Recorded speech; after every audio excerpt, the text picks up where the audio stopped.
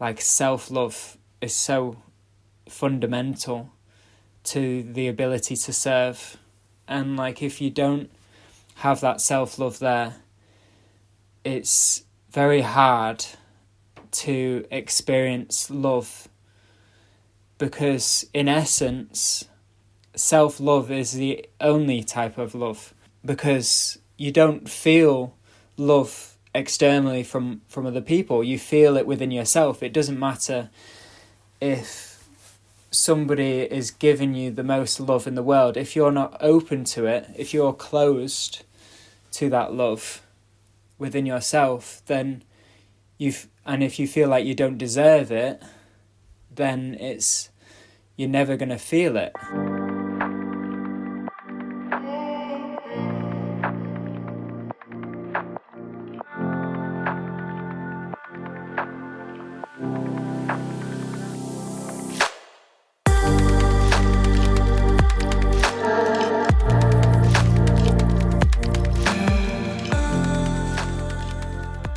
Hey everyone, and welcome to another episode of the podcast Going Out Looking In. My name's Maxi, I'm your host, and I'm very excited about today's episode because I am speaking with Joel Pimm. Joel is a long-term meditation practitioner who is interested in how meditation and the study of our human consciousness can influence the way that we connect to nature, to each other, and to the world around us. He also is working as an editor for a meditation app, and moreover, he's just an awesome human being. Joel reached out to me a couple of weeks ago out of the complete blue on Instagram with a very, very sweet and heartfelt message. And after basically checking him out, checking his channel out, it was clear that I had to have him on the show very soon, and so here we are. And I'm very excited to share this one with you. So basically, we really looked at meditation specifically from different angles and the different types of meditation that are out there and their benefits. Joel is really educated when it comes to meditation and is very capable of breaking down the different types of them. So that was very interesting. We also debunked some common misconceptions around spirituality and meditation. We looked at a very big question of who am I? What does it mean to be seeking the self? We talked about self-love and why it is so important to fill your own cup and how you can do so. How to be best of service to others. And my favorite part of the conversation, towards the end, we talked about how we as men can cultivate a healthy relationship to our masculinity. And that being said, it was a very vulnerable and honest, transparent conversation between two men. And as always, if you are resonating with what we are doing here at Going Out Looking In, please leave a thumbs up or like a follow on your desired platform where you're listening to the podcast, and share it with people, who are resonating with it. That always very much helps us. And, my Instagram, Maxi Bartel. Check it out, because there I'm always announcing the new guests, posting lots of like promo clips and stuff around spirituality and the big questions of life. So anyway, with that out of the way, I bring you Joel Pimm.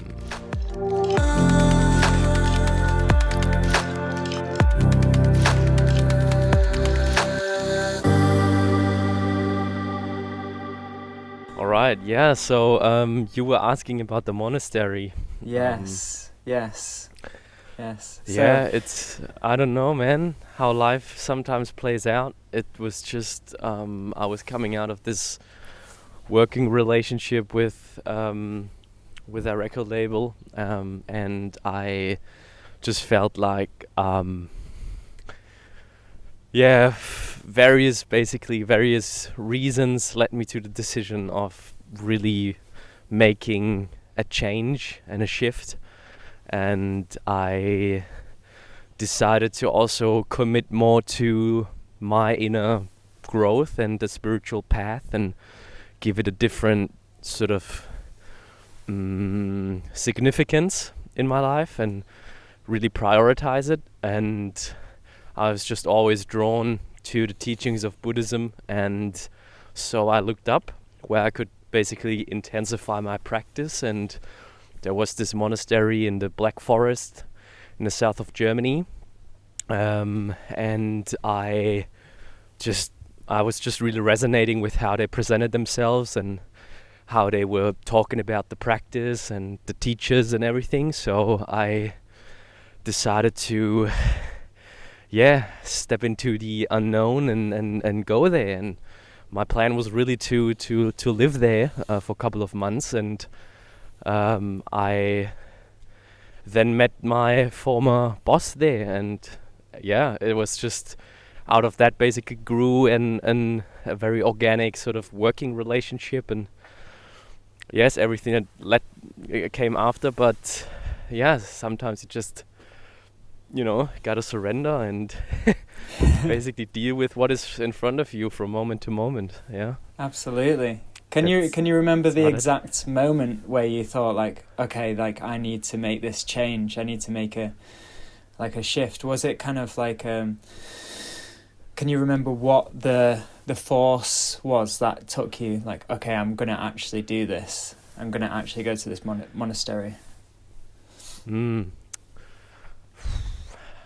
I don't remember like an exact moment when basically I was sitting on my bed and then I was thinking, not like that, but it was really an inner commitment of freeing myself. Because I was, and only to later find that out in the monastery myself, that suffering is one of the main reasons why people basically turn inward and look at what's going on and try to ask the right questions, the big questions. And I was just always sort of investigating those questions, and then I don't know, it just came because like the outside pressure also with that job and where I was at my life was just basically all forcing me into this direction of okay, Maxi, it's time, you are ready, you have everything you need right now to go on this journey and commit to the path of liberation. And that's basically what led me then to make this decision. I think that's how I can describe it. That's really beautiful what you said about suffering and how that kind of moves people towards the path. Like, and I feel the same really, like with my path. Like I felt like it was it got to a point in my life where like I had like some things that I needed to work through, and like things that I felt disconnected from myself in ways that I had been for quite a long time, like say through university and through younger life. I felt like I wasn't really fitting in, and like at that point I had been introduced to meditation and spiritual practices, and like I was aware of them, and I knew that I was there was a pull there towards that. And then it got to a point where it felt like I couldn't not pursue it like with my full heart anymore. Like I felt like I couldn't go and surrender to it. I couldn't not go and surrender to it because the pull was so strong, and resisting it was kind of going against the flow of the river, if you know what I mean. Like I was kind of flowing against the current. So like, as you said, the beautiful word surrender, you just lay down on your back and just take just go where the flow's going and connect to the flow within yourself, which is a beautiful journey. Oh man, beautifully said. Yes, it is the river of life that's flowing inside of us, and basically taking out what's blocking this beautiful stream day by day, more and more, and just like to the path of least resistance, and to just pure light and ecstasy That's that it. is within us all. Yeah. That's it. It's beautiful. I love like water analogies, so like rivers and oceans. Like, it's just like, especially when I'm out in nature and you see like a river, and you see like the way that it's flowing and the individual ripples, but then it's also connected to, like, it's infinitely connected to the ocean eventually. Yes. Like, it's still part of the same force, and I think it's beautiful. We're on our individual ripples, our individual ego. There's a Joel, there's a Maxi, there's all of the things that we're doing in our lives, but ultimately we are connected very deeply on the level of, so say the analogy of water, like if we're like a little ripple on a river, we are still H2O in essence. We are hydrogen, oxygen, like we are water. But that same H2O is also at the very bottom of the ocean, where it's completely still. And we are part of the same essence. It's beautiful. Yeah. Beautiful. Yeah, it is. It is. I was actually, in fact, yesterday talking about the different types of yoga, the 5 different paths of yoga, and basically them using them as a tool for to go into union, right? Into what yoga really is, the merger, the union.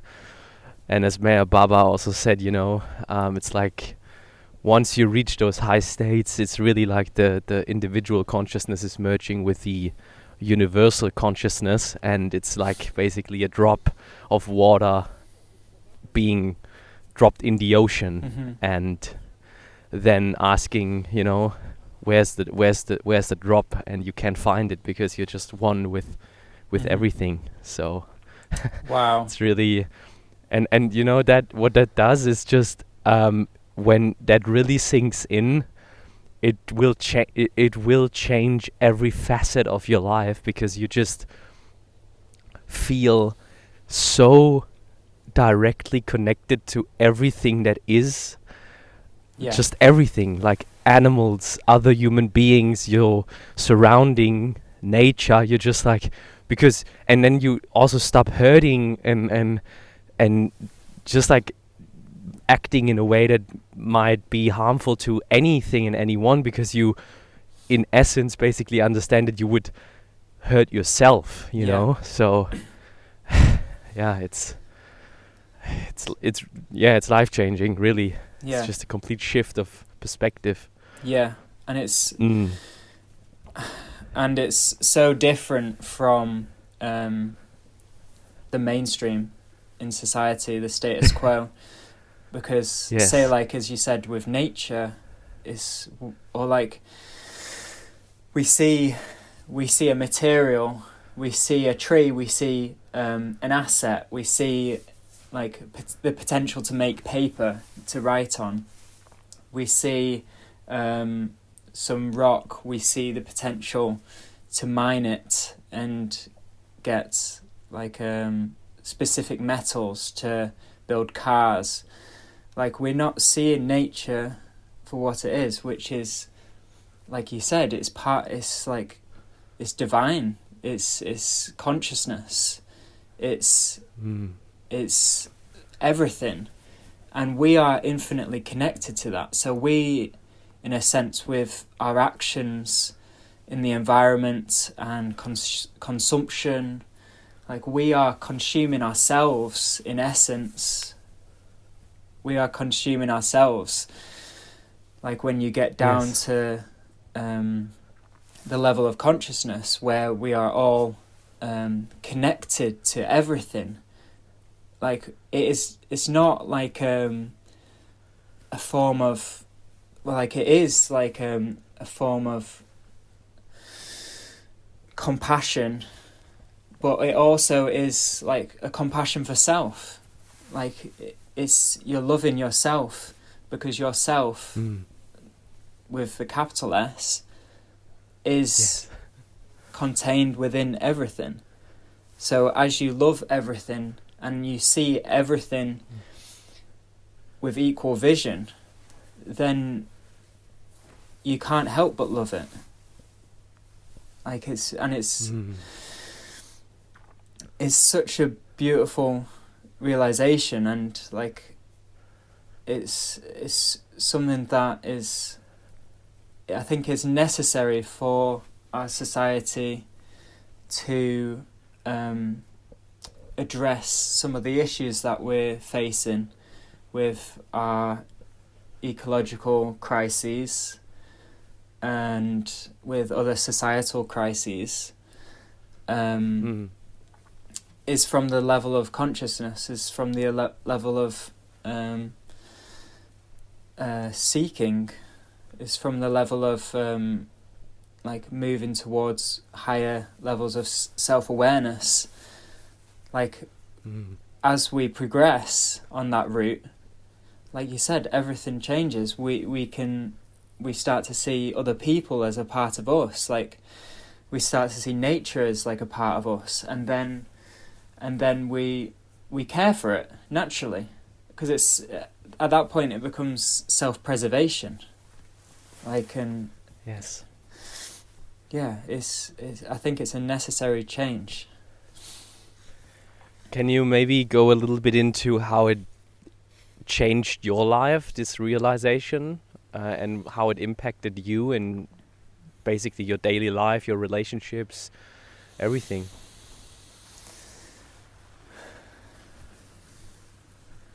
So I started my journey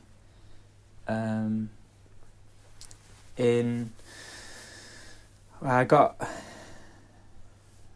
put in front of people that had been on the path and like were in the path and were practicing yoga and meditation.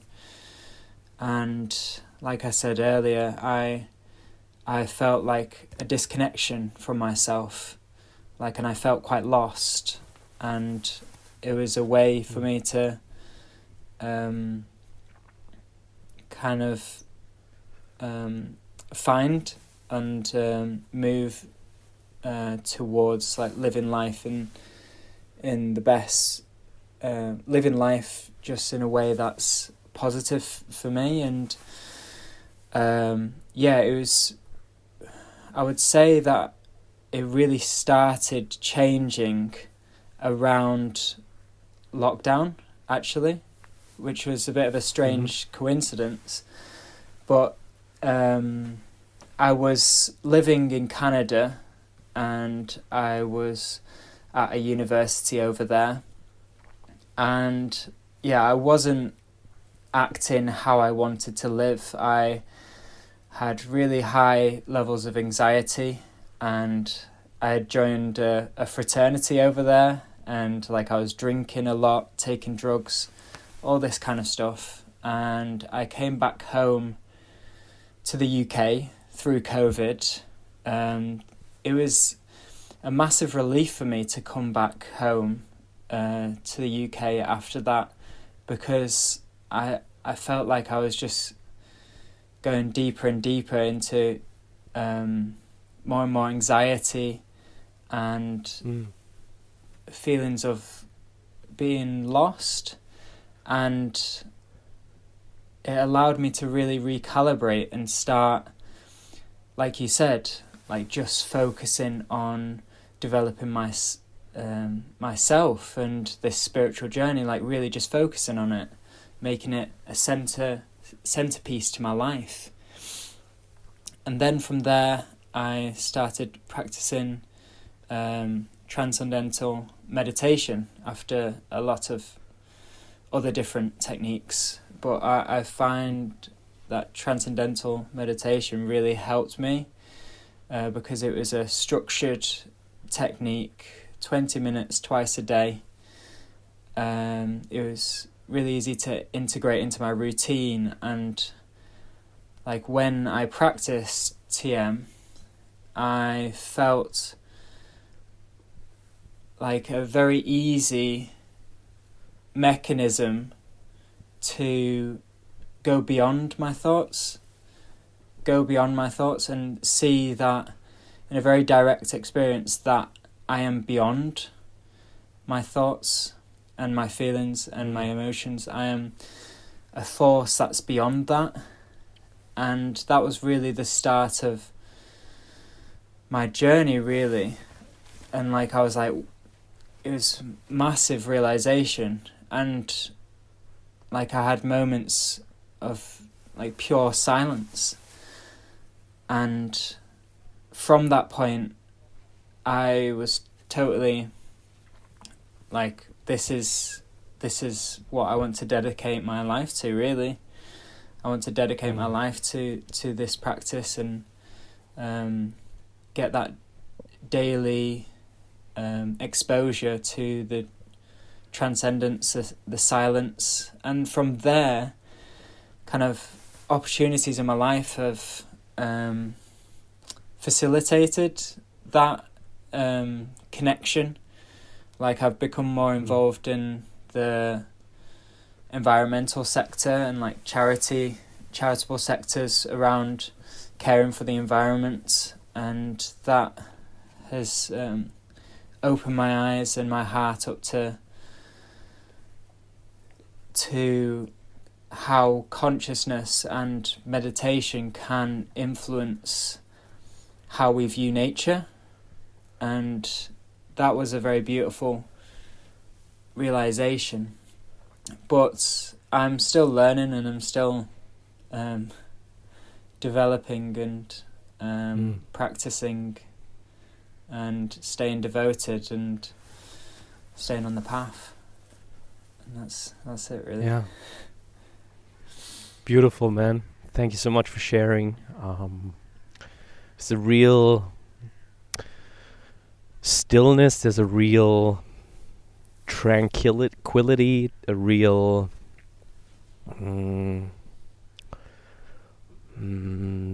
peacefulness that basically transports when you're speaking, and yeah, it's really beautiful, man. And it's so far away. I just gotta tell you, it's so far away from also with us too, like as guys, basically sharing those things and really being vulnerable on basically now a podcast or whatever medium is really something that is so going against what we have been conditioned with and how we basically were raised as men. Yeah. And I find it super refreshing. I find it super important. It's very inspiring. It's deeply moving me as well. And because, to be honest, you know, the way that our connection basically established, I mean, it was just like via Instagram, and I just read your message, and I could just, through the lines that you wrote, just and what you put out, is just like, sometimes you feel the depth and the sincerity of people and the intention of how they are in the world and what they are here for and what they are working on. And with you, that was really something that came through, and also in what you just shared. So just wanted to take that moment to let you know that that I saw that, and I really deeply deeply feeling inspired by what you're saying, what you're sharing, and I just that's beautiful. Thank you. And I just want to say as well, vice versa. Like I came across your profile, and like I took the time to read like your captions, and like it is exactly the same. It felt so sincere and so beautiful what you were saying, and so deep. Like I just felt like I couldn't not reach out to you, because you just seem like a very genuine person that is sincerely on the path, and like I think that's beautiful. And yeah, like I think you're a beautiful human being, and like just what you're doing is so powerful with the podcast and with what your mission is. Thank you. Yeah, thank you. Really means a lot. And yeah, if it's getting sort of in any shape or form reciprocated and sort of amplified by, you know, people like you and us, basically then sharing a vision and sharing something, and then something greater arises from that, it's just very powerful. And like Michael Singer also said, and yeah, it nearly made me cry, and it still does now, when he ended the video lecture session of The Untethered Soul in Action, Living from a Place of Surrender. He says, you know, just the fact that we are interested in these practices is going to change the world, and he's just encouraging everyone to keep doing this work. And so I think it's just immensely important to raise awareness for that there's so much more to this human experience than, you know, our daily lives and our conditioning and working and superficial pleasures and amusements and entertainment. And you know, it doesn't mean, and I want to explore that a little bit more with you also. It doesn't mean that you don't take part in this life anymore, in this human experience, right? It's just you're in the world but not of it. You're really, you know, you are here, you are experiencing things fully, but with an awareness that is just different. So I guess when I have to put it in I want to put it in a question for you. How would you, because I always get the question when I talk about that kind of stuff with people who are not really as much into this kind of stuff yet, they basically ask me, well, does that mean, you know, what you're saying sounds really sort of cold and distant, like you're not really connected to, you know, your emotions anymore, to your mind anymore, to your thoughts. And like, I like that, you know, I like to feel things, I like to, you know, be moved and all that kind of stuff. But what you are describing is like you're sitting in the seat of self and you're like distant from everything, nothing can touch you. Seems like a very lonely, weird place. So I would just say, what would you say to those people, or like anyone having those kind of thoughts about, you know, returning to the seat of self and living your life from that awareness? Yeah, I think it's a misconception that to be on the spiritual path, you have to, like, in order to really be on the path, you have to be in a cave, you have to be a recluse, you have to be detached from society, or you don't have a job, but I think there's so much value of upholding those principles and thinking in that way, thinking like a monk in a sense, or like thinking like you are in that cave, but then also translating that into society, like, and having that presence while you're folding clothes, or you're doing the ironing, or putting on the dishwasher. Like, having that kind of level of consciousness when you're doing that is so powerful. It's so powerful, and you don't need to be a recluse in order to feel that. And regarding your question about people thinking that you're kind of detached when you're in that, like detached in an absent way, I like to think of it like you go and meditate, and you and you take time every day to kind of dip yourself into that transcendent into yourself, and then when you come back up out into action, then you are so much more fulfilled. You are so much more, you enjoy what you're doing a lot more. You feel less anxious. You feel more able to deal with things.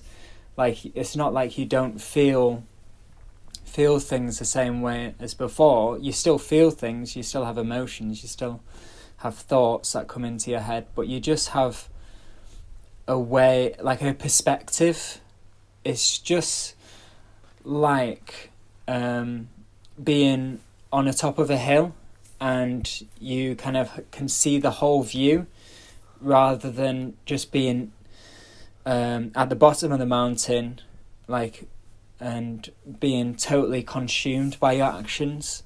You can kind of take a bit of a zoom out and still do your actions, but like do your actions in a way that is complementary and accepting of your higher self, your higher like the total level of consciousness, like, and taking action in a way that's dynamic, and doing what we're doing, like this spiritual techniques and meditation, and like allows us to deal with life in like a more resilient and conscious way, rather than just being blown around like a leaf in the wind.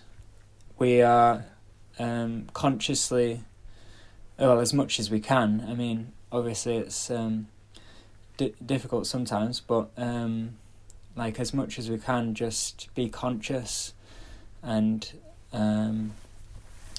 have a level of awareness, and have like tools that help bring us back to what is truly ourselves.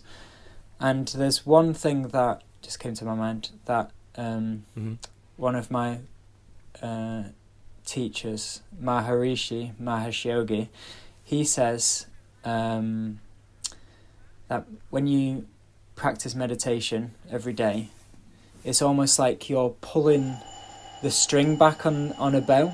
You're pulling the string back, and you bring it all the way back to the maximum tension.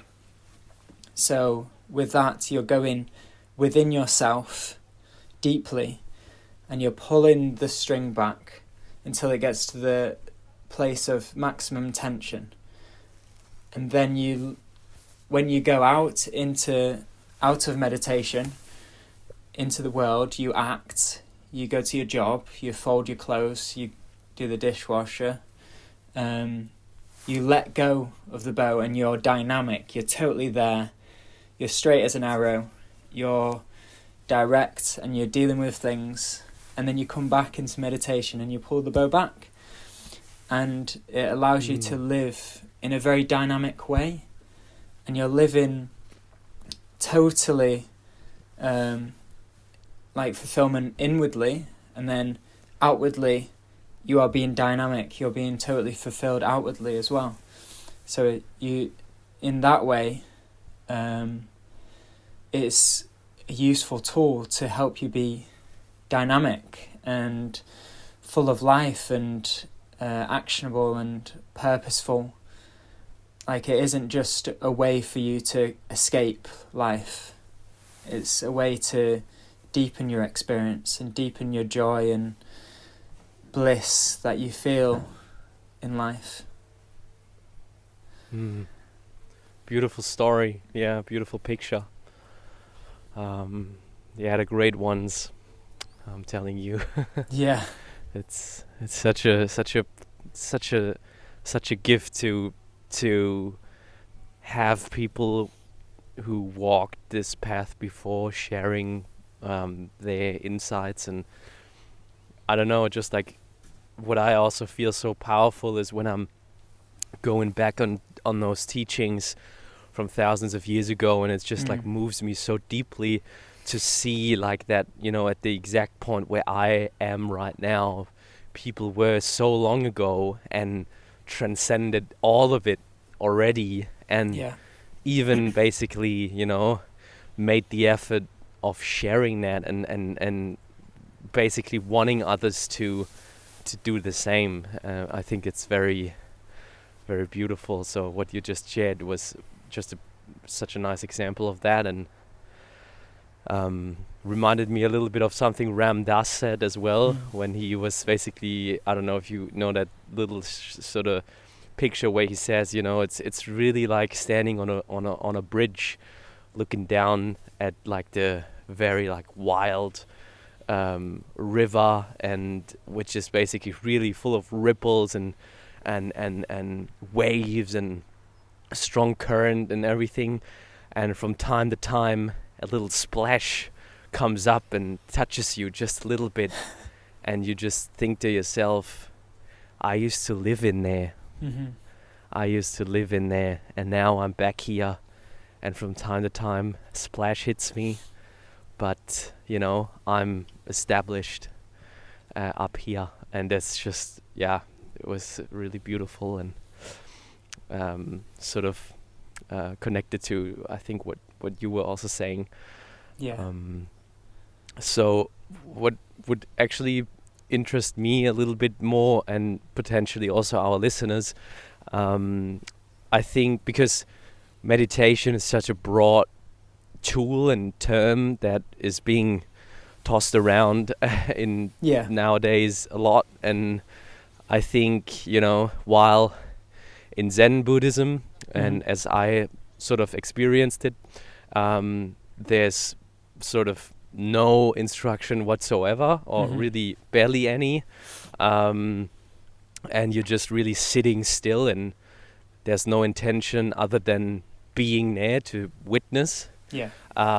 However, also from the content you put up on social media, and just what you also shared with by transcendental meditation, I would just like to invite you to maybe share a little bit deeper what it means to practice transcendental meditation, how that helped you, and what is sort of different to other techniques you tried. Yeah, so I recently did a dissertation on the effect of meditation on people's connectedness to nature. And for that dissertation, I did a lot of research into the different kinds of meditation, the different categories that there are. And I found that there's 3 main categories of meditation.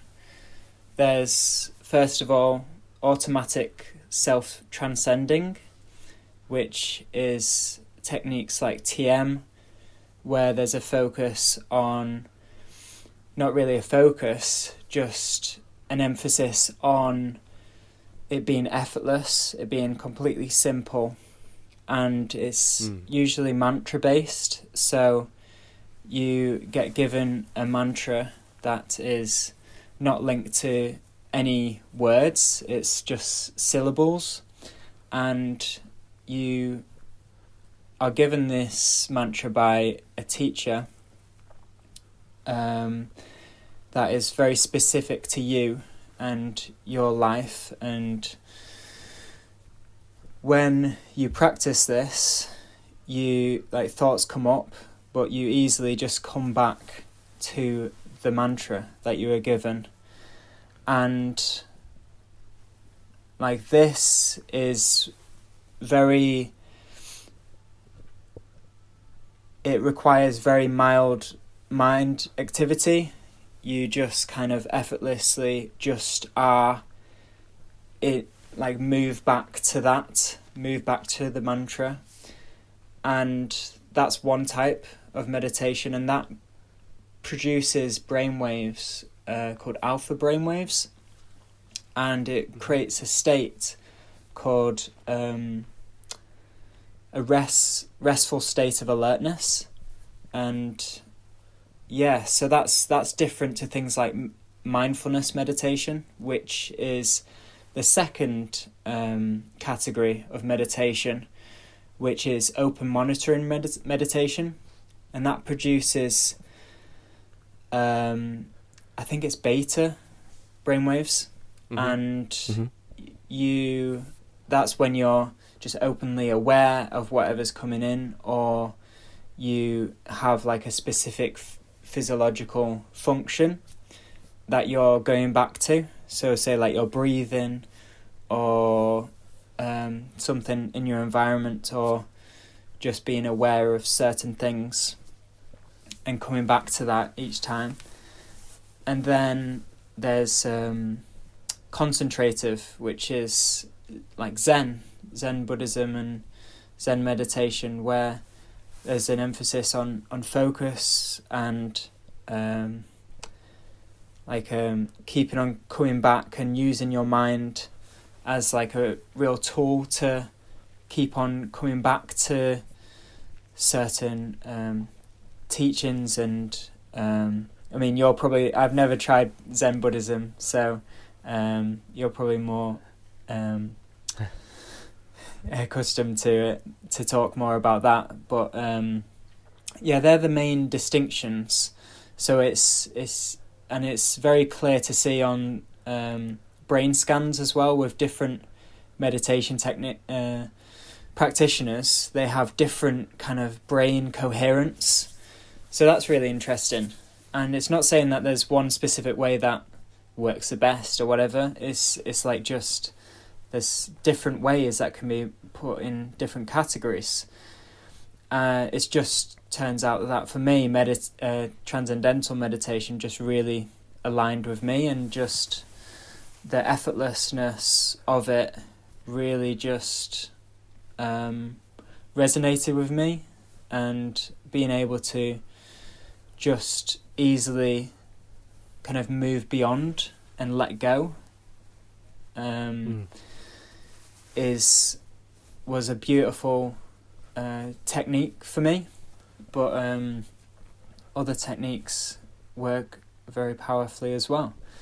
But yeah, it's all very interesting. But with TM, it's really been powerful for me to have that regular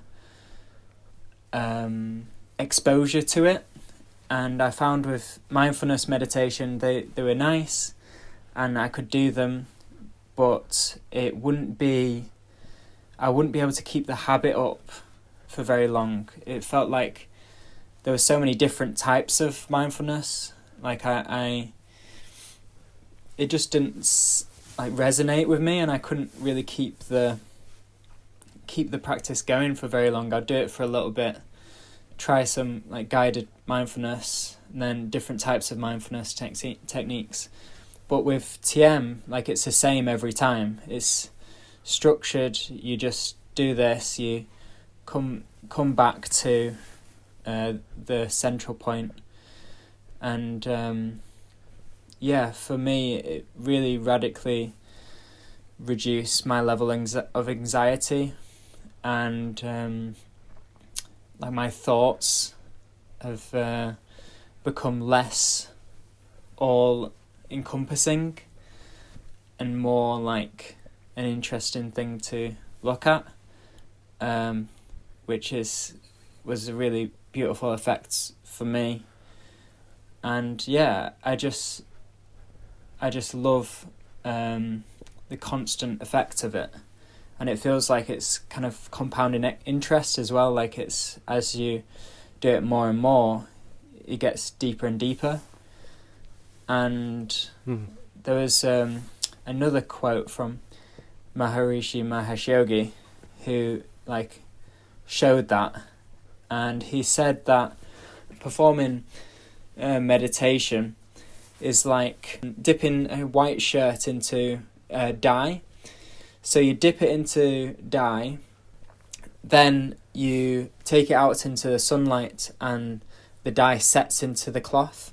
And then you take it back into the dye again, and then soak it in the colour, and then bring it back out again into the sunlight, and slowly it gets more and more colour stays on the shirt each time.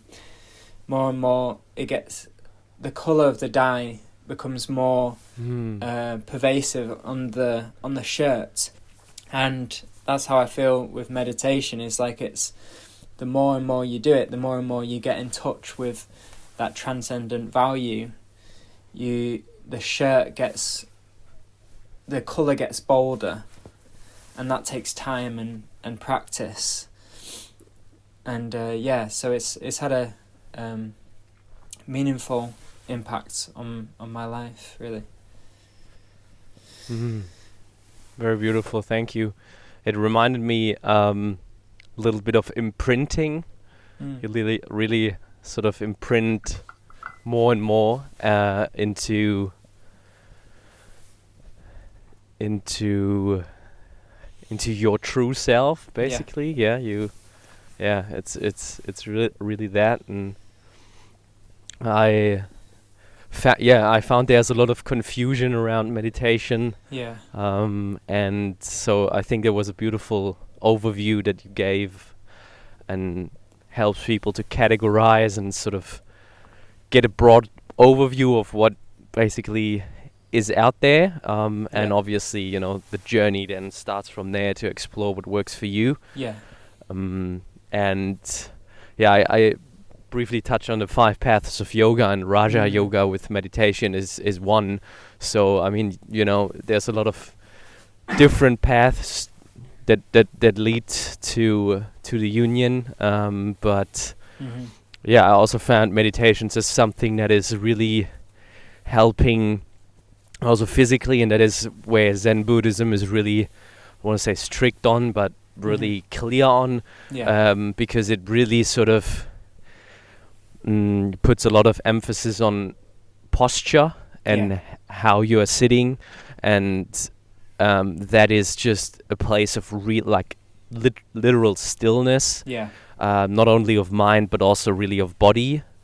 So there's not a lot of not a lot of instructions, but one is really to sit still, and basically sit in zazen, in the posture of the Zen meditation, which includes some sort of like upright spine, a certain hand placement, and just also the resistance to any sort of urges or like itching or anything that might arise in the body. You just don't give in, and by that sort of complete stillness, it takes you out of your natural reaction to give in to those outside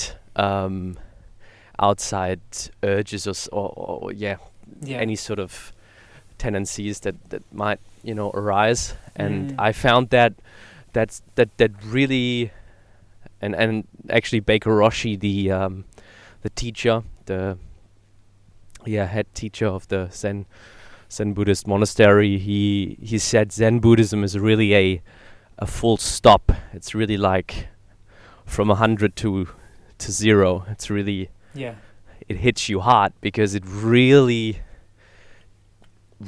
slows you down.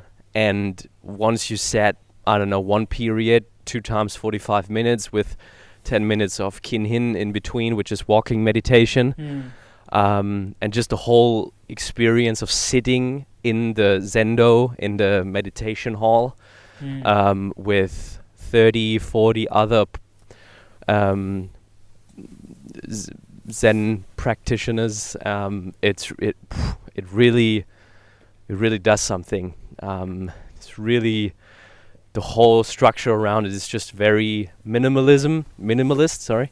And really stripped down, and it all basically allows you to go inwards, because there's no outside distractions. It's really focused on facilitating everything, the food, how you eat it, where you eat it, the architecture. Everything is basically engineered in a way that is so so sleek and minimalist that it just really helps you to not being sort of penetrated from outside things, external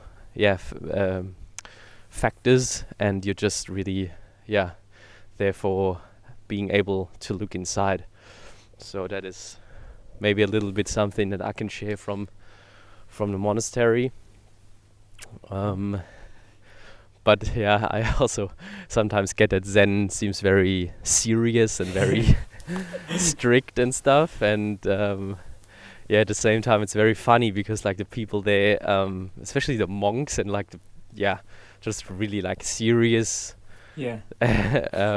devotees, they seem to be, they're very lighthearted, they're very funny, and I don't know, they're in a very good mood. I mean, I don't know, it's sort of a duality there. Between the series. Thank you for sharing that. I don't know too much about Zen Buddhism, so thank you for sharing and giving that insight. It's really interesting. There's also there's also no theory really in terms of like it's just like this. Also the Zen circle, as you may have seen, right? It's just like this emptiness and wholeness at the same time, you know. It's all, you know, it's everything is one and one is everything, and it's everything and nothing at the same time. Yeah. So it's sort of this possible contradiction, but in that sort of lays the depth of the teachings, and you can just you cannot really grasp it, and that's what it's all about, you know. It's just like you cannot cling to it, and therefore it's floating really. So what I would be also curious to investigate a little bit more is to, because the podcast you were doing, Seeking Self, it basically already says, you know, what it's about and what you're doing with that. But can you maybe share a little bit about what it means for you to seek self, and what that term means, and what you connect with it, and how it impacted your life to seek the self and to possibly live from that place? I think for me, starting seeking self, I haven't really worked too much on it recently, but for seeking self, I felt that kind of encapsulates what we're trying to do with our journeys, and the journey towards higher states of consciousness, and is like a process of revealing, of unhiding, of tearing back the layers of what is actually internal to us. It's looking within deeply to kind of reconsider what is self. And I think in that question, what is self, who am I, that encapsulates everything. And like, it's very easy to go like, who am I? I'm Joel, I'm from the UK, I'm a master's student. It's very easy to kind of just present myself and go like, okay, this is me. And I think we attach ourselves to so many different things out in our environment, but we never actually look at what is actually the background to our story. What is the canvas that we are painting on? What is beyond Joel Pimm? and like that's I think that like when we realize that, and I think with the title Seeking Self, I think there's it's like an acknowledgement of ignorance, and I think on some level I am ignorant of that, but I am moving towards knowing self. And maybe one day there'll be a change of the name. But it's just sharing that journey, sharing that journey of seeking and trying to uncover what is self. And I'll be interested to hear your perspective on that, Maxi. Yeah. I think it's a beautiful paradox as well, because it's the same with spirituality and something that it's really a paradox. So you seek something that, in essence, after all that I investigated and found out and experienced myself, is something that is. So it is. So basically we are seeking something, someone that in fact we are already.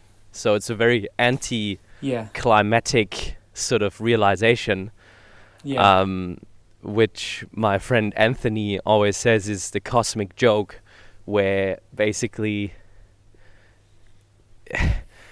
it's really not like a light bulb or some sort of higher energy comes out of your of any sort of like opening of your body or something like that. It's just the very anticlimactic realization of what you've been looking for everywhere has been there all along. Mm-hmm. So it's basically really not a movement towards something, but really away from something. Yeah. Away from our conditioning, from the self-concept, from the ego, whatever you want to call it. But it's just really finding your way back to where you're coming from, or where you came from, yes.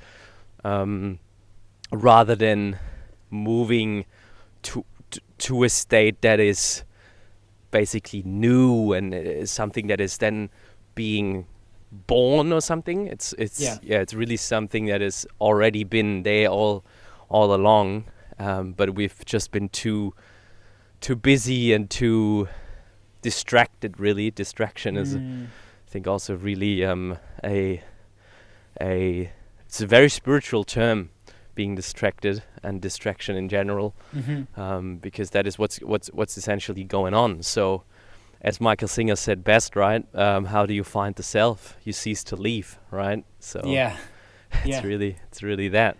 Yeah. So that's what I would say to that. Yeah. Definitely. What you are seeking is seeking you, or what you are seeking is. I can't remember the phrase. Can you remember the phrasing of that? That quote is what you are seeking is where you are seeking from, or something like that. Yeah.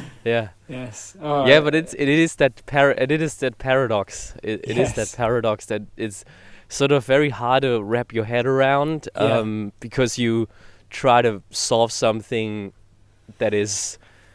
You try to solve something with the mind that is basically the whole purpose of this operation is to get away from the mind, because it distracts us so much from who we truly are that it just gets all very complicated. And that's why I also think the whole spiritual path is so simple.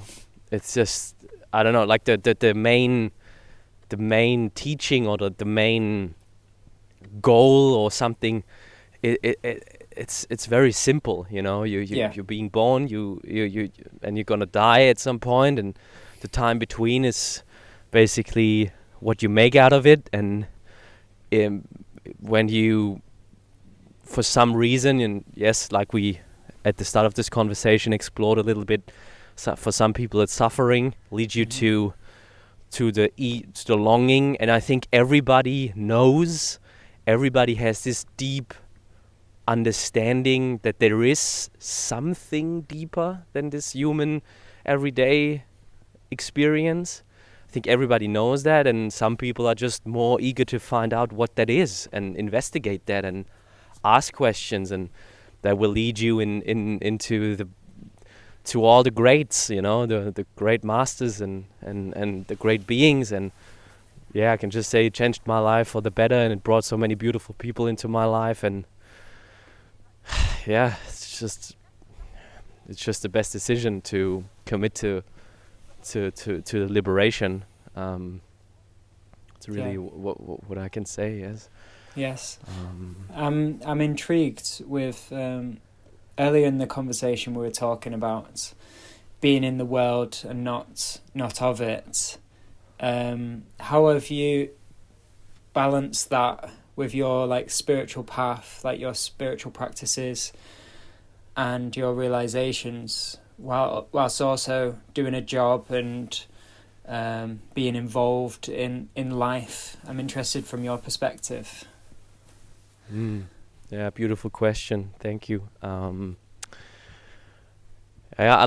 fact, I love talking about this because I think it's so important to sort of advertise and to really emphasize the importance of the work that we are doing on ourselves, because it will lead to a better place and a better relationship from ourselves to the world and the people around us. And that is a segue into how I basically see it and how I experience it. So basically the last 2.5-3 years I spent really investigating and looking in, and I'm more and more being able to live from this place of deeper awareness. And I'm obviously still a humble student of this path and of those realizations, but all I can say is really that my intention, and there was one talk by Michael Singer who really sort of switched that, or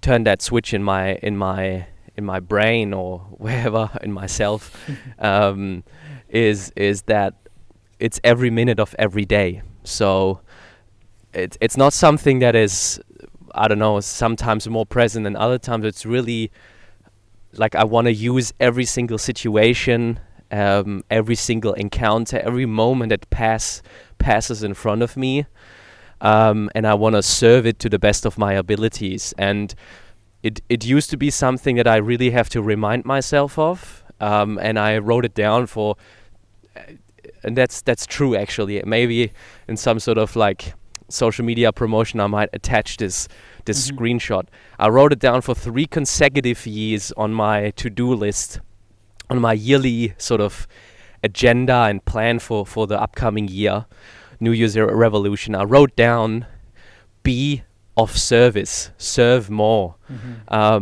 be there for other people, listen more, be a better listener, and all this kind of stuff. And it was always something that I have to cognitively remind myself of. And then looking back on it each year, I was like, damn, again, like I tried but it was, I wasn't embodying it, And because I was, to be frank, I was just so busy with myself, I was just like, how can I haven't figured this out myself. Like I actually need, I feel like I need someone who's also helping me or something. Like I'm not ready yet. And now it just comes so naturally. So I'm doing, I don't know, I have the feeling I'm working more than ever before. I'm more social than ever before. I'm attending all these events. I'm really diving into like spiritual and ecstatic and shamanic events here in Berlin, which has been such a beautiful experience, and I'm connecting with all those people. But I'm also a lot on my phone and talking to people, to friends, and just asking a lot of questions and try to be there for them. And it just comes naturally. I don't force myself on anyone, or I don't know. I'm just trying to really raise every single moment that passes in front of me to the best of my abilities at that time. And I think that's a very it deeply moves me and fulfills me, and it's being sort of amplified, and it all comes back around, and it's sort of like, it really amplifies and spirals up, and accelerates, at the more you basically are able to serve and do good for others, away from what you think, what your ego says, is good for you, and what you need to do to police yourself, the more it's being sort of, just like coming, the more it comes back to you, and that has been a really powerful and moving experience, and that I just can't wait to live longer and to meet more people, and just really to be of service, man. It's really that. It's really to be of service, no matter where life is gonna take me. And if that means I'm moving away, and I don't know, and I'm changing my occupation to be of more service because my resources are needed elsewhere, then this is what I'm doing. At least I'm trying. I'm trying. I'm trying. I'm just really following what's coming. So that's how I would answer this question. And that really comes across, it massively comes across that you're so genuinely trying to serve as much as you can, and like it's so beautiful, that intention, and it's very inspiring for me, because I think I've had a similar kind of thing of like, I would put like intentions down on my to-do list, or like on my journal of like, I want to serve, how do I serve? And like I would be like, I'd have so much on my plate, like I'd be studying, I'd be working, I'd be like, I've got so much to do, I need to keep on going. And then it's just naturally being that's when the change happens. That's when you naturally become of service, and not like it doesn't come from like, okay, I need to do this because when I do this I'd be like a good person. It's like when it naturally comes up from the base of your being, like we said earlier in our conversation, there's no separateness from anyone or anything. Yes. So when we become concreted in that, or we become more materialized in that transcendent realm, in those higher states of consciousness, it comes naturally, because it is what we are, and we don't have to think about it and go, oh, I'm this higher self now, so I want to serve people. It's like you just are, and that's so beautiful, and it really comes across to me anyway, and probably to the listeners, that you are so purposeful and so naturally wanting to and are serving to the best of your ability, and that's beautiful. It's really, really beautiful. And I was just wondering, Thank you. No worries. And I was just wondering what you do to serve, like how, because a lot of people listening to this might have the same intentions of like, oh, I want to serve, like I want to do this, but like where, and like maybe they're having these experiences, but but where do they start? Where do they start with serving? Like how do you get in those positions to serve? Yeah. Thank you for those deep, beautiful questions. I love the role swap here. So you're leading the way. I love it. I surrender to that. So no, but I think so. It's right in front of you. That's basically a long story short. So there's no need to look out into the world and search on, I don't know, the internet for some charity that you can get involved with. You can obviously do that, and funny enough, funny story or little little story from very recently that I was basically experiencing was that I woke up and I had this I was nearly half asleep still, but I was feeling this deeply rooted gratitude, which for some reason is also something that just comes up more and more. Also something I used to write down. You gotta be more grateful, include gratitude in your daily life, you gotta be grateful for what you have, and you have everything and stuff. Now it's just it's welling up inside of me. I'm getting up in the morning and I'm crying sometimes. I'm standing in my bathroom in our apartment. And it's just what is this? This is beautiful. I'm able to experience this day and this moment. I'm so grateful. So, and so out of this sort of great gratitude, I went on to the internet, and I wanted to get involved with the a shelter for homeless people who are basically helping now in winter with providing food and basically giving out blankets and stuff like that in the city. So there's a organization here in Berlin that does that. So I was now that it really gets cold, I think that would be something worth supporting, and I want to get involved with. So I sent them an email, and actually it's 2 or 3 different organizations. So I sent 2 or 3 emails to each one of them, just introducing myself and saying, hey, I'm this young guy, and I just started basically working as a freelancer. So I have I have time on my hands, and I really want to get involved, so if there's anything I can do, just let me know. To this day, and that was 2 weeks ago or something, no response. 0. So, and that is just life. And I don't know, people can say, yeah, well, I don't know, try it again, or I don't know, try harder. But to me, there was just okay, I'm not needed there, apparently. And that's fine. However, every single day,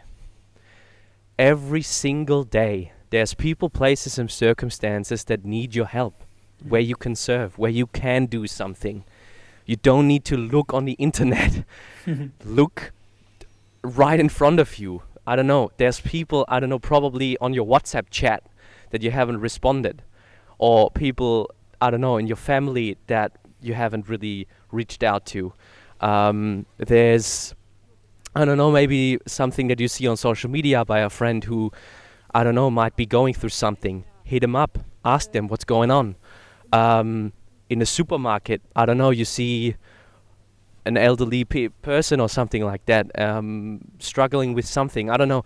And I feel like this shift of perspective is really, you see it everywhere. I don't know, it just becomes apparent, there's so much people in need, and it just becomes, it just becomes apparent. Yeah, it's in the gym. I had the other day this situation where I have time. I can work out whenever I want, and I don't have to rush through. I saw this one guy really frantically using all the different machines and stuff, and so I don't know. It seems like we're working out the same sort of like workout plan or something. So he was just like kept following me from machine to machine. So I was just like, yeah, okay, go ahead, man. You take it over. I just do an alternate exercise, and that happened like 3-4 times. And before that, I would just like really stick to, I want to use that machine now, and you just wait. But that was just again something where I was just like, yeah, no, you go, and it might seem very small things, but at the end of the day, I hope, it's not my intention of hoping something, but I'm guessing from how he reacted and responded to me, it's just like that he was very happy, that, he could do what he wanted to do there. And so, all I'm saying is, the moment in front of you, you can raise it, and there's no need to do something crazy, because it's just, you have the most indirect, most intense impact on people and places and circumstances that are right in front of you, because you can really also energetically impact them and be there for them and listen to them. And if it comes from a good intention and a wholeheartedly felt place, people will notice, really, they will notice. Yeah, so sorry, man, a really long-winded answer. No, I'm so glad that I asked that that's question, because I knew that you had something good to say about it. So sorry for taking control of the questions. Yeah, no, it's real, and just what we've done here on also in this conversation, just like really, whenever there's something that you admire about someone or you just like feel grateful for, then say that straight away. Yes. Like share that. Yeah. The amounts of people I just like walked up to, and I just like, you're glowing, you're beautiful, what is it? Like, this is just such a gift. Thank you for your energy, thank you for being here. Yeah. And everything that grew out of that, I made so many friends. It's incredible. Yeah. If just like, and looking at people in the eye and smile, it's just like, if it's just that, give something to people by just your presence. But how would you answer that question, my friend? How would you, what are your experiences with that? It's actually very similar. That's why it resonated so much with me. Like, just doing the little things, just, like, I can think of an example myself. I was thinking of an example when you were talking, and yeah, it's, like the other day I was at the supermarket, and like again there was somebody frantically just like wanting to, I don't know, he just seemed quite frantic, and he had some things, he didn't have too much. So like I just said, oh, do you want to go ahead of me? And he was so grateful for that. And like you don't have to change the world with every action. Like it's just like a little thing, like a smile to someone, or like you said, just like helping somebody out a little bit, like making somebody's life a bit easier. And I loved what you said about in every moment there's an opportunity to raise that moment and leave that situation better than you found it. And it's just when you get that urge inside you, that gratitude, just don't fight it, or don't just let it sit there. Like if you have this feeling of like, oh, like I should help, or like, oh, I should, or like, oh, there's like, I want to smile at this person's got a cool energy. Like just going and saying it is so beautiful, and just kind of being vulnerable to go over and say something nice to someone. That's so powerful, and it's not done enough. And like I said, you don't have to change the world, like in order to serve. You don't have to solve the world's problems in one go. Like it's just like every moment, can you raise it? like you said, that's powerful. I really love what you said there, and Thank you. yeah, like Yeah, it's exactly like that. Yeah, and funny enough, that's how we, at the end of the day, we change the world by that. Imagine if everyone worked on themselves and freed themselves from who they think they are and what they think they need, and what other people need to do in order for them to be okay. yeah, If we collectively lived from that place, and everyone would serve, to their abilities and at the moment in front of them, and raise it, we will change the world. And I'm telling you, I had other powerful conversations also with, for example, Anthony, my good friend, who is also deep into human design as well as astrology. And I tell you, like, the dawning of the age of Aquarius is upon us. It's here, and you see it everywhere. It's all crumbling. It's all falling apart. It's all being like, our system is just broken, and you have to die to be reborn, as Christ said. yeah, Something has. We need to undergo this circle of life and death now, and rebirth, and out of that, you look around, like so many, the old structures are not here anymore, they are not serving us anymore, and yeah, all the pain that comes from that will eventually be turned into love. So that's what I hope and feel, and but something I wanted to quickly say is, it took me 26 years to being able to start serving. A lot of work on myself, really, because my cup was not full. I was just so distracted, and I was in such a bad place myself mentally, and so I was not in any shape or form able to give from a place of unconditional love, because frankly I just didn't have it in myself. yeah, So I think there is something that really take all the time you need to work on yourself first. yes, And take the time, however long that might take you. yes, So that's a really important point that I've been working a lot on myself with. Is like, a lot of times earlier in my life, like, I felt like I was very giving, but in a way that left me quite drained, and it was because my cup wasn't full. Like, I was drained of energy. I was disconnected. I was lost, and I still would try to be like help people out, and sometimes it would lead to me maybe getting hurt, or like leaving myself overexposed, like, because I wasn't full in myself. I was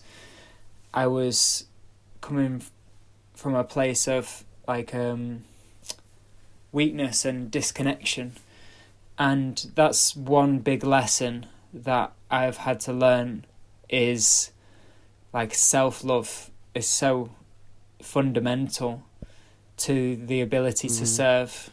And like, if you don't have that self-love there, it's very hard to experience love, because in essence self-love is the only type of love. Like, and because you don't feel love externally from other people, you feel it within yourself. It doesn't matter if somebody is giving you the most love in the world. If you're not open to it, if you're closed to that love within yourself, then and if you feel like you don't deserve it, then you're never going to feel it. And so opening yourself up to love is so vital. It's so fundamental to be able to love and be loved. And like that self-love is so worth doing, and it's so worth doing making sure that your cup is full, because otherwise it leads you to just be closed off from these opportunities to love and to serve.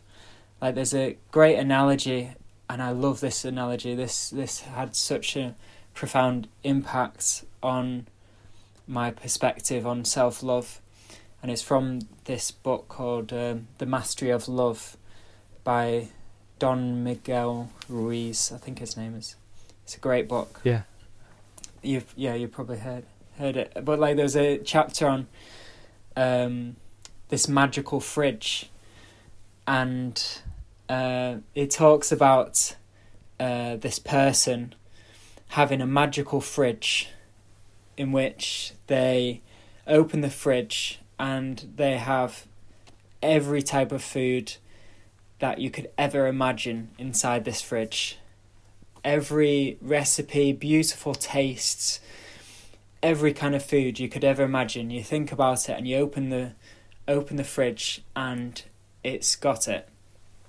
So with this magical fridge, naturally, because you've got so much food, you invite everyone round, you have a big banquet with all friends and family, you give them all the most beautiful food that they want, and like whatever they desire, if they desire like a pizza from Italy, you give them a pizza from Italy.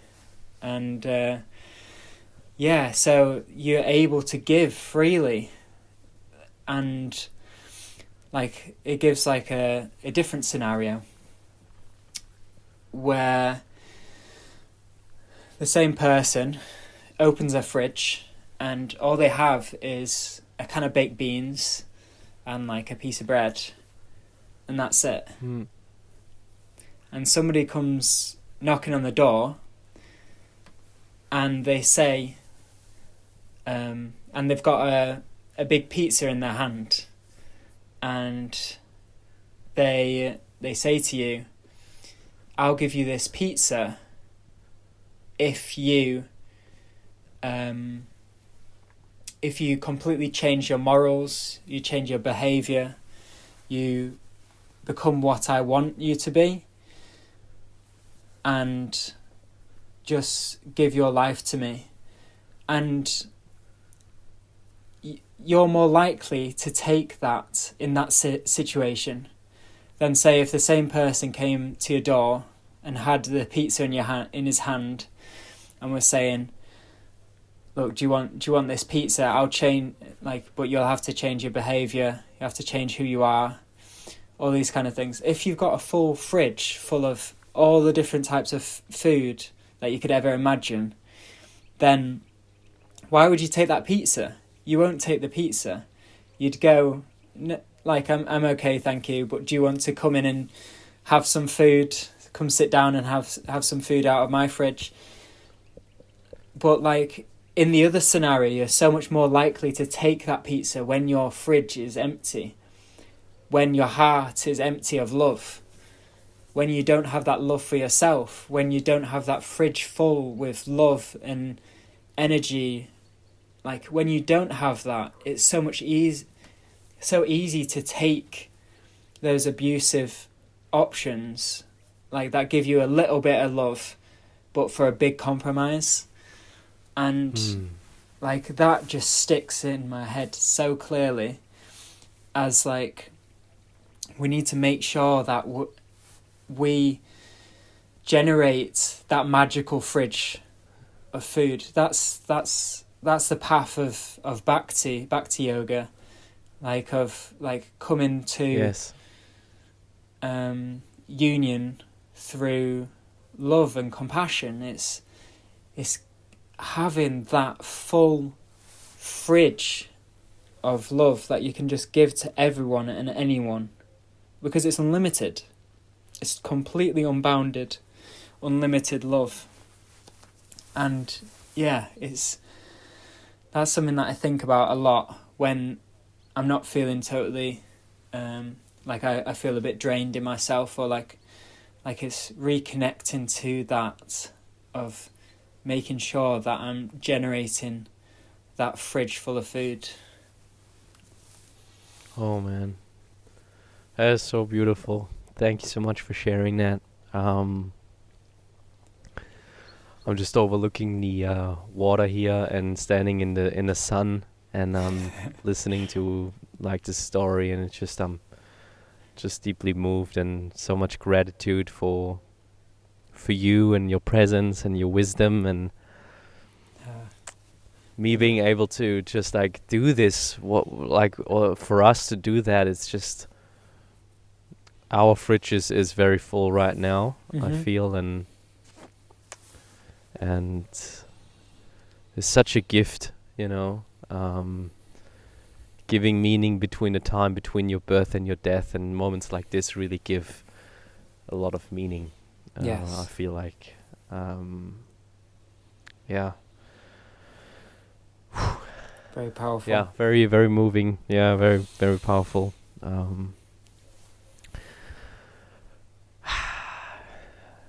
Yeah, and there was maybe one follow-up thing I wanted to ask you, is because it really also connects to how I'm feeling right now and what you've been just sharing.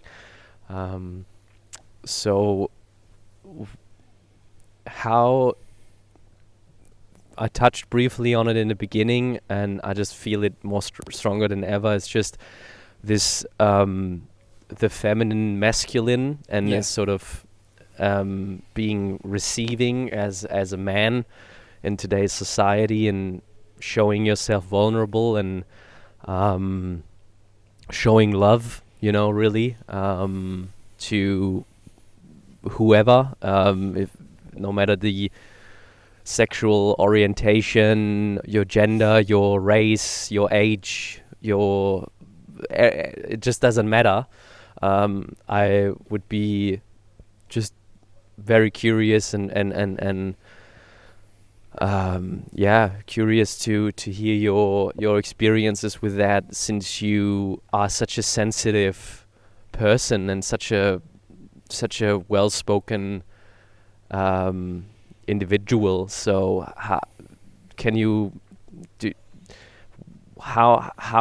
do you experience that as a man in today's society, sharing the things you just shared and being in the world like as you are?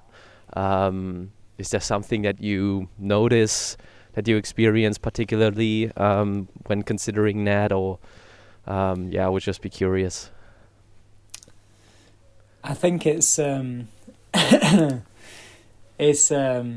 a massive challenge, really, I'd say, because say in my high school there was so much emphasis on being masculine and fighting and being strong and non-emotional and not having feelings, and like that's where I grew up, really. So like it was quite a challenging environment for me, and it still is like a challenging element that I still work on to this day. And it's just being true to myself. And there's been so many times in my life, mainly in my early 20s, where I've felt like I've needed to be somebody else in order to have acceptance and be like a cool, like cool cool guy, I guess. And like I said, like I joined a fraternity, and like I was like part of a football team at university and stuff like that. And like in those environments, I was still the same person as I am now, but slightly tilted towards that kind of society's idea of masculinity. And now, like, it's only been recently where, like, I've really been deepening and releasing and surrendering to that side of myself and letting that flow, because I haven't always let it flow. It's been like, when society is like a certain way,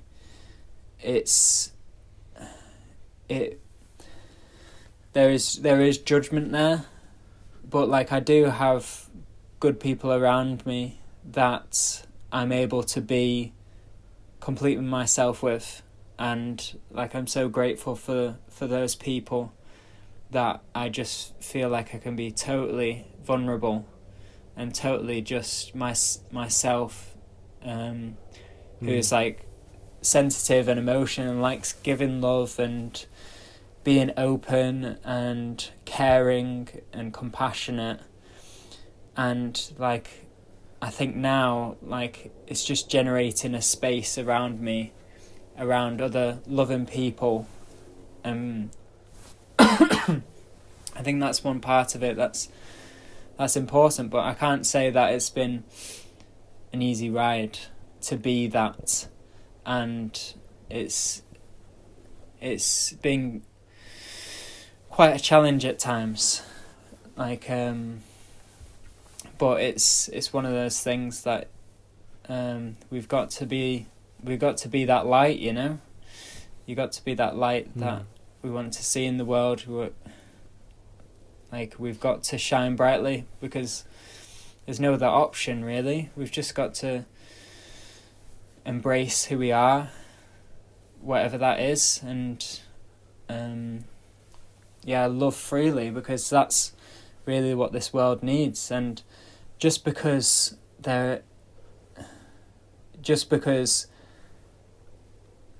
you're a loving, caring, compassionate person doesn't make you less of a man. It means that you're like an integrated man, and like, there's parts of you that like are like you're just more balanced, because part of like being masculine, I think, is also being caring and being there and being reliable and being trusting, and all these traits are like big masculine traits as well, which have been lost, and it's kind of just been simmered down into aggressiveness and like discipline, which are like massively important traits that like are massively important to being a man. But it's also balancing that with being compassionate and being kind, and these things like that, I feel, makes you more of a whole person, really. And it's not about being the strongest, which like previously in my childhood and in my adolescence, early 20s, that's what it was about largely, with exceptions. But it's something that we've just got to be fully ourselves and be as integrated and as balanced as we can be as men and as people. Thank you. So beautiful. Wow, yeah. Yeah, eventually we will see that strength is can be in vulnerability, can be in softness, can be in all the different layers that make up our human experience, and that is transcending gender, that is transcending our conditioning, and